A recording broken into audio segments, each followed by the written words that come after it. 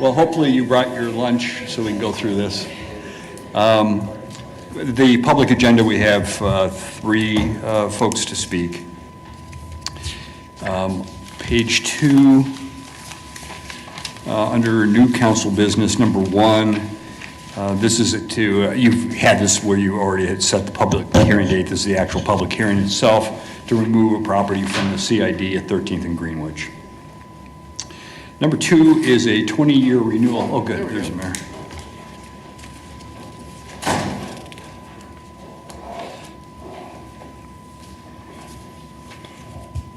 Mayor, we're on page 2, just starting. Thank you. Number 1 is a public hearing for removing a property from the CID at 13th and Greenwich. Number 2 is renewing a 20-year non-annexation agreement for what's known as the Aerospace Industrial District, and that includes Spirit and Air Capital Flight Line. It's been a long-standing agreement. Page 3, number 3 is a 1-year extension of the job creation review for a IRB issuance in 2016. This one was for Spirit Aerosystems. At that time, I believe it was over 300 jobs that were pledged as part of that project. Under your guidelines, a company is allowed to ask for an extension of the job creation deadline or a goal if we've had adverse economic conditions, and that's established by WSU under what they call their current conditions index. And there were 4 quarters where the index did drop, and so it would justify a 1-year delay in the job creation target. Very similar circumstances for Lee Air, which is number 4, and they were also a project in 2016, I believe, and are asking for a 1-year extension. Yes? What happens at the end of the 1 year? I mean, it is truly just a 1-year extension? Right, and then the companies, if they aren't able to meet their job target, then they can come to you and they could ask for a longer period of time, but you, at that time, the council, your policy does provide discretion on the part of the council, but it also then allows for a recapture, but it's not a 100%. You can do it on a pro rata basis based on the number of jobs that were created. Okay. Now, the good news is I've met with both companies, and I understand they are hiring back employees. Yes. It's just finding people has been the struggle as well. Yeah. They've got the demand, they've got the need. Yeah. It's just finding bodies. So. Number 5 is annual park facility enhancement projects. This would provide for improvements at Watson, A. Price Woodard, Lynette Woodard Rec Center, NAFSCA Park, and West Millbrook Park. Number 6 is annual playground rehab project. This would be at Emporia, Ailey, Fairmont, and Meadows playgrounds. Number 7 is the purchase of a new data management system for housing using CSBG funds, some discretionary funds provided by the state, as well as funds that are allocated to Wichita. Project, see this, the software system is a $100,000 purchase. Number 8 is for the replacement of the crematorium at the animal shelter. It has reached its end of its useful life.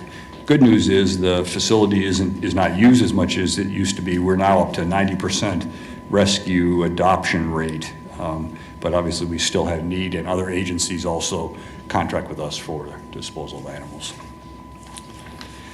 Page 4, number 9 is annual review of water and sewer rates, and recommendation to increase rates by a combined 5.13% water and sewer. This increase is consistent with our projections that we've provided to you in past years. And a reminder that this not only funds our continued operations, but the work that we're doing on the construction of the new water treatment plant, the work we're doing on design for sewage treatment plant improvements, and then the extensive work that's being planned for our water and sewer mains. So there's a lot of moving pieces in terms of what's being funded. Number 10 are 3 design contracts for our biological nutrient removal process, which are the improvements to sewer plants 1 and 2, as well as our collection system. That's all I have on that. Number 11 is a funding agreement with Sedgwick County that if we're successful in obtaining FEMA grant funding for the Calfskin Creek watershed improvements, that they will commit to paying 50% of the local share of that project. Number 13 is a 3-year agreement with the Fraternal Order of Police. I think I have a question. I'm sorry? I thought I heard something. Yeah, I did too. Okay. This is for increases in wages and benefits, as well as changes in work conditions or working issues. Because of requests from the community about transparency in this process and being allowed to review the contract, having sufficient time to review the contract, it'll be received by you on the 7th, and then we're asking for approval on the 14th. Page 5, number 14 is accepting grant funding from Child Care Aware of Kansas for equipment purchases and some limited renovations at our rec centers, which, just a reminder, is Linwood, Edgemore, Atwater, Brewer, Woodard, Orchard, Colvin, and Evergreen. Down at the bottom, consent planning item 1. This is before you because there was a difference in the DAB and MAPC recommendations. I don't know, Councilmember Cirillo, if you have anything you want to add to that.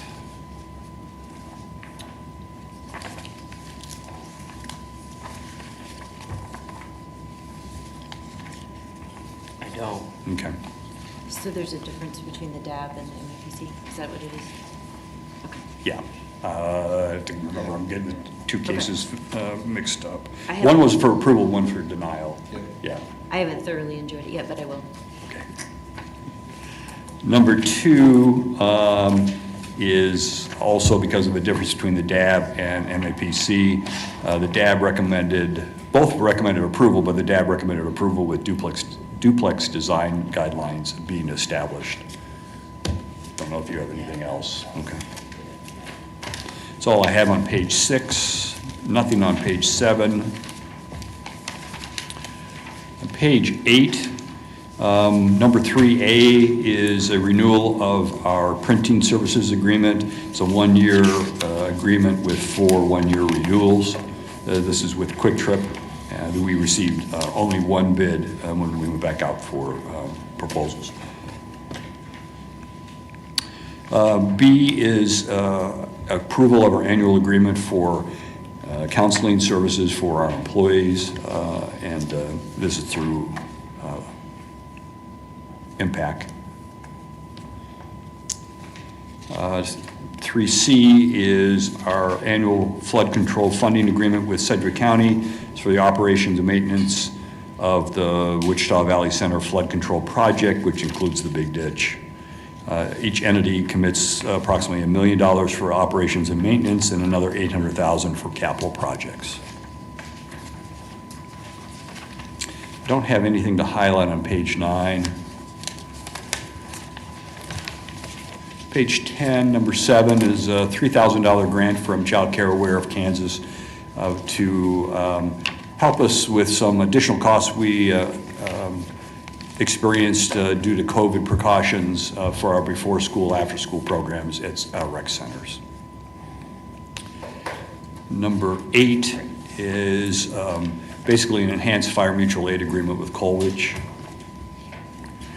Number 9 are all of the partnership agreements, the funding agreements with the agencies that receive funding through the 2022 cultural arts allocation. Number 10 is an IRB issuance for $10.7 million construction project. It's construction of a new surgical center. I don't have anything on 11 or 12. On page 13, number 17, this is increase in the budget for construction-related services for a HVAC replacement project on property that we own and then lease to a company, an aviation company on Eisenhower property. Number 18, just a reminder, we structured an agreement with the U.S. Customs and Border Protection Authority or agency for a customs port of entry, and we have responsibilities for improvements to a property for that to occur. This is a $120,000 contract for final design and construction-related services for that facility. And Mayor, that's all I have on the agenda. All right, any questions for the agenda, about the agenda or discussion?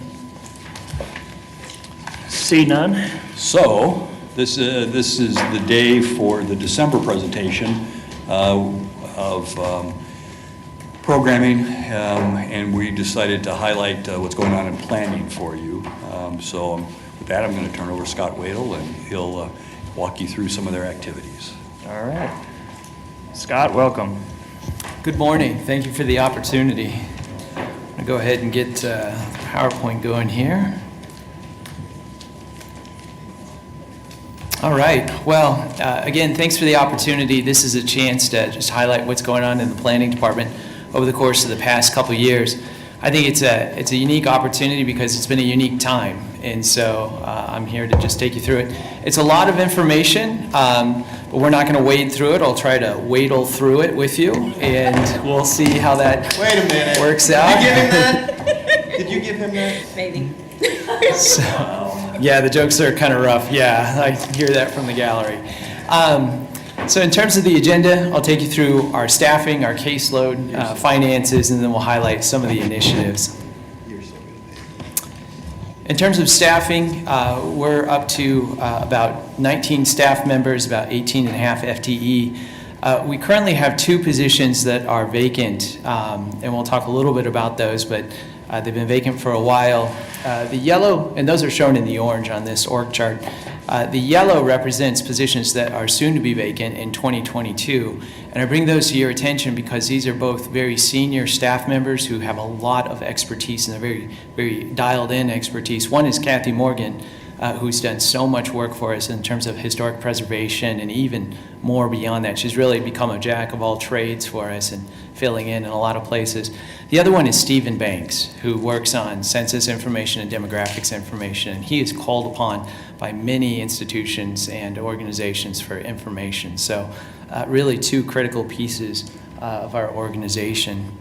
And then we've been very fortunate. We've got a green box here, and that represents Bill Longnecker, who retired, and you'll see lots of smiles as his name is mentioned because of some adventures, but he's a great person to have around, and he has voluntarily come back, and we've been able to hire him part-time to help us through this period. And you'll understand in a little bit, I'll show you why that's so important. So in terms of staffing, again, we're actively hiring for the division manager position in current plans. That's a really key position. It's kind of like managing the train depot in terms of cases coming in, reviewing information, assigning cases. The other one then is a senior planner position with Kathy Morgan. We've been fortunate to be granted the opportunity to hire someone in to try and get them in so they can learn from Kathy and have a little bit of overlap with her. On hold, we've got the division supervisor. And through 2020 to 2021, we have filled 6 positions, which in our department is a huge percentage. And just the other day, I had a meeting where we had 4 people in the room, and only one of them had been there longer than 2 years in our department. So there's been a lot of experience, a lot of expertise that is all starting to leave or is left all at the same time. And so I think it's important for me to acknowledge that, but it's important for you to know about that too, because so much of what we do is based on context and prior knowledge. In terms of caseload, What we've done is we've mapped out the number of non-sub. Sub is a type of a case type. It's plats in our the way that we manage our cases. So these are non-platting cases that go to the MAPC. We've mapped them out over the course of a year, and we have 26 meetings this year. And what you can see is that we go from relatively low periods of cases to very extremely high periods of cases. And yet what we have is our staff, our current plan staff can handle about 10 cases per meeting on average at a level of comfort. Beyond that, what happens is we start having to cannibalize into our advanced plans division in order to be able to meet the turnaround times for the staff review and agenda reports for those. So you can see there are periods where we've got a little bit of a reprieve, and then other times when we're really the pedal to the metal. We've looked at historic records, kind of see a little bit, get a sense for the past few years about how this measures up with other years. I know this is really, really noisy. We're not really seeing too much of a trend, but I will point out to you the gray line, which is from 2020, and you can see that there were a number of meetings that weren't held because of COVID, and we were able to ramp back up and get those meetings, those cases processed. And in the course of doing that, we actually had to have 2 MAPC meetings on the same day, one in the morning, one in the evening, which I don't believe we've ever done before. So we were able to work through those. In terms of our caseload for the past 4 years, you can see that we're at a 4-year high this year, and we've exceeded last year, I'd say, by about almost 20%, which is very significant. You can see down here, a number that I keep an eye on is average number of cases per MAPC meeting. So we're just about 9. And again, our comfort level right now is 10. So I'm looking constantly as if we're bringing in new staff. How many cases then can they handle? Where are we balancing our load? So we've talked about cases such as zoning cases, vacation cases are included in there, CUPs, those types of cases. Now I'm going to move on to subdivision, and this is how we plat out and lay out land. And 2021 has been a busy year. What we found is that we've got the highest number of cases that we've had in the past 4 years, but not by much. But an important point to this, and we haven't got the data quite yet for this, is a plat can be one property that's simply platting so they can do construction, but it could also be a subdivision that's coming in. It could be 100 different units that are going to be in there. So I'm looking to get that information. We're not quite yet to that level, but that is something I'm working on. But I can tell you anecdotally, we have seen quite a few subdivisions come through this year, so I'm just curious to see how it matches up, but we are staying very busy with subdivision cases. Here's a map of our cases, just mapped out in the city overall. You can see this teal kind of aqua color. These are CUPs, so these are commercial community unit plans. These are commercial developments that are 6 acres in size or greater. And you can start to see that these are really clustered kind of on the fringes of the community. What you also see is these red ones, these are BZA cases, so these are variances. These are properties where the owners are submitting to us saying, our property is so unique that we need to be exempted from some of the regulations that apply. Typically, usually that's zoning.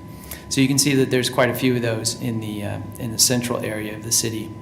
There's also one here I'd call your attention to, the PUDs. PUDs are custom zoning districts, and what I find so fascinating about that is that you can see a lot of them are clustered in the ECA, the established central area.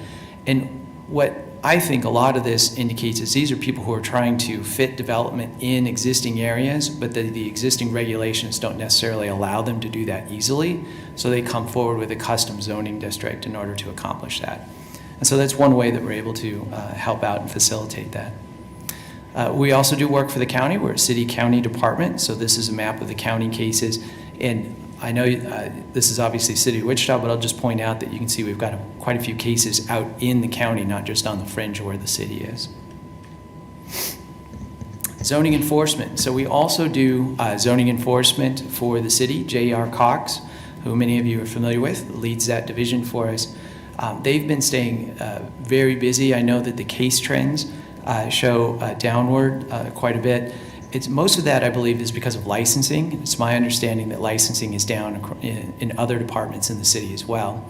However, I'll tell you, we have been keeping these folks very busy because we have been working with JR on quite a number of different special projects that involve his expertise as far as the zoning code. And you'll see a little bit more about those in just a moment. In terms of finances, again, we're a joint city-county department, 50-50 funding with county reimbursement for our zoning enforcement activities. And then we also collect the fees, of course, for applications and permits.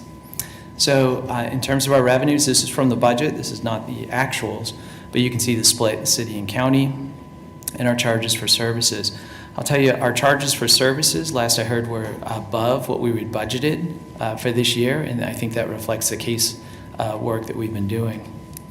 In terms of expenditures, these are actuals. These are year-to-date, end of November, about $1.5 million. And as you would expect, most of that is for personnel services, so it reflects salaries. We don't really have dump trucks or other equipment that we're driving around, so most of it's in personnel. In terms of initiatives and highlights of initiatives, Place for People is a very significant one. The land bank was created earlier this year. We continue to work on the Affordable Housing Fund with a technical advisory committee recommendation expected soon. And then, of course, zoning updates. We've continued to work on that. The community conversation we haven't really had because we've been dedicating so much time, again, to the land bank and Affordable Housing Fund. But we continue to work on zoning updates, and I look forward to the community conversations that hopefully to happen in the future here.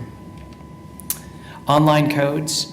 We have our subdivision regulations and the zoning code posted online. They're in PDF format, and that's great. But the city and the county both use Muni code for ordinances and regulations and municipal code. We would like to get to that point. We're working towards that because it's easier for folks to see what changes have been made. It's easier for them to link to. It's just an easier resource to share. And I think that there's a lot of equity issues when it comes to being able to share information. And I think this will help us to address some of that online. Staff Report Review Committee. Hopefully you've seen that the staff reports have gotten better and they're more consistent over time. We've implemented a committee that's reviewing those before they go to MAPC. And I think that that's helped quite a bit. On our website, we've now created a lookup where you can click on this and it'll take you to the Hansen system where you can look up a case. We have a challenge in that the system, our case management system is on the county. Our document repository is in the city. And so we're working to see if there's ways to get those links. So when you look up a case, not only would you get information about what it is, but you'd also be able to get documentation on it. So we're working towards it. Looks like it's going to take a little bit, but we're working on it. The other one, too, is we've added a box of dialogue for folks to report zoning issues. So before, these weren't available to folks, and they had to call in order to do this. So just this year, we've gotten those added. Laptops, we've aggressively moved to get staff on laptops. I think all but one of our staff members is on all but 3 are on laptops now. And that's provided a lot of flexibility, and kudos to the IT department for providing some of the infrastructure to allow for that. This really saved our bacon last winter when it was so extremely cold.